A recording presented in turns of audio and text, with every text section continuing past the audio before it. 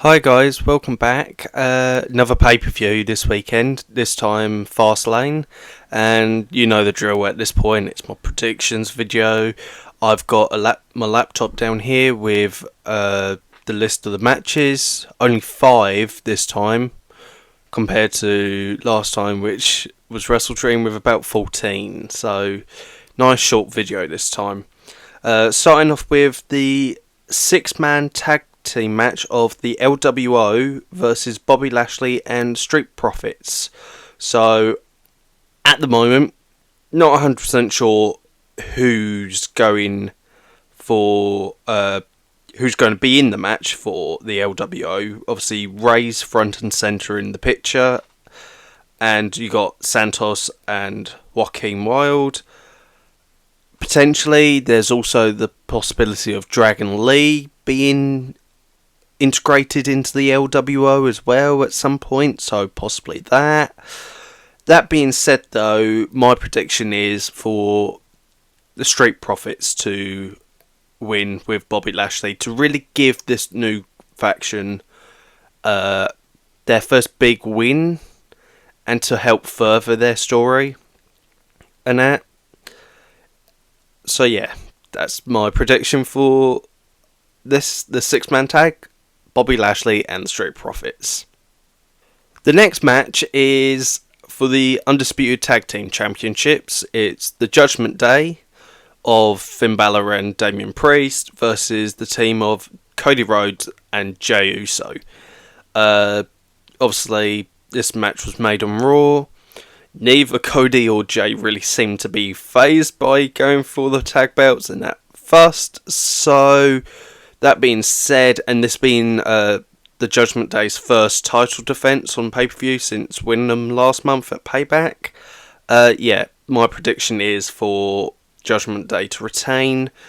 Not just because they haven't defended them on pay-per-view, it's more the fact that I really can't see Cody and Jey being a tag team that hold the gold. This seems more of like a stepping stone to the next chapter, which obviously next month is Survivor Series. They haven't confirmed the fact that it's going to be War Games, but if they do, it'll be probably the team of Sami, KO, Jey, Cody versus Judgment Day.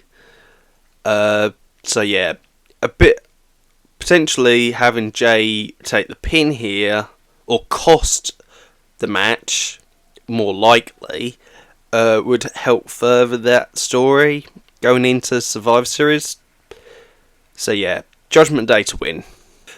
Up next is the Women's Championship, which is a triple threat between Io, Sky, Asuka and Charlotte Flair. These 3 are obviously 3 of the best female wrestlers in the company. This match is probably the most difficult one to predict, in the fact that it could go 2 ways in my mind.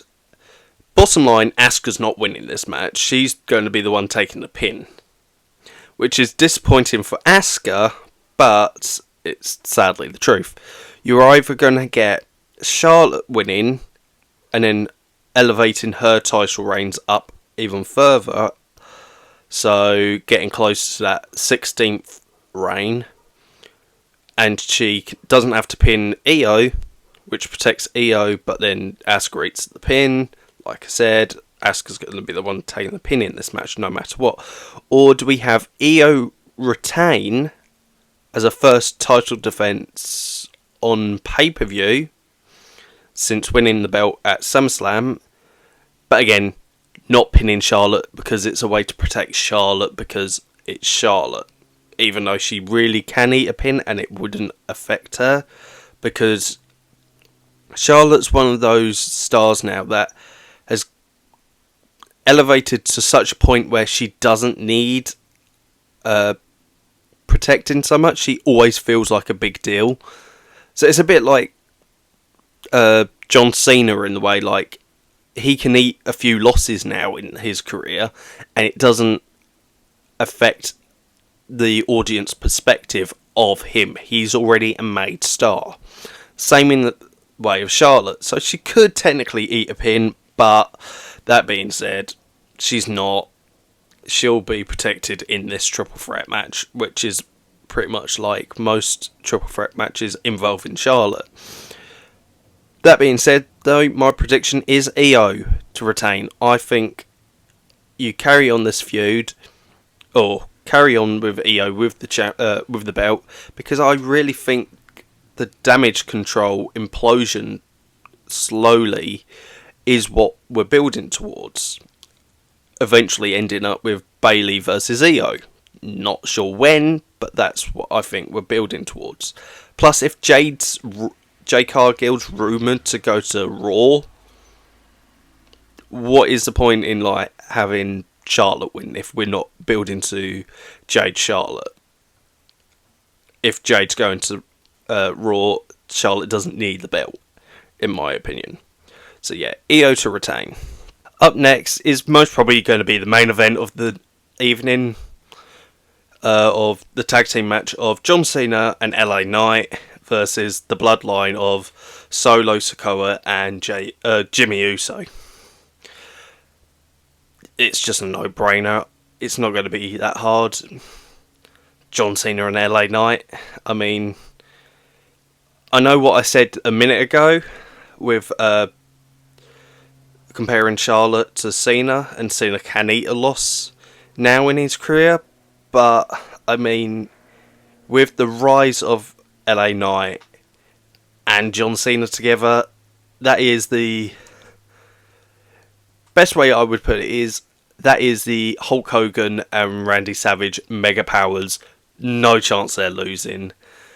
And also, you could have, it would, even though the Bloodline Saga story has dropped in quality since SummerSlam, and I do believe that is because of the absence of Roman, very much so, that if they lose here, when Roman comes back, which I do think is going to be sooner than later, because we're coming up to Saudi, and I'm pretty sure he'll have a match there. There's already like a story there, or a plot line to talk about with Roman going, what the hell's happened to you? Why have you brought back Jimmy? What the hell happened to Jay? Why is Jay off there? And all that, and that's already in there. So yeah, LA Knight and John Cena to win. Then we come to our fifth and final match of the card, which is for the World Heavyweight Championship, Seth Rollins versus Shinsuke Nakamura in a last man standing match. Obviously, this is a rematch from their match last month at Payback, where I personally still think Shinsuke should have won. I'm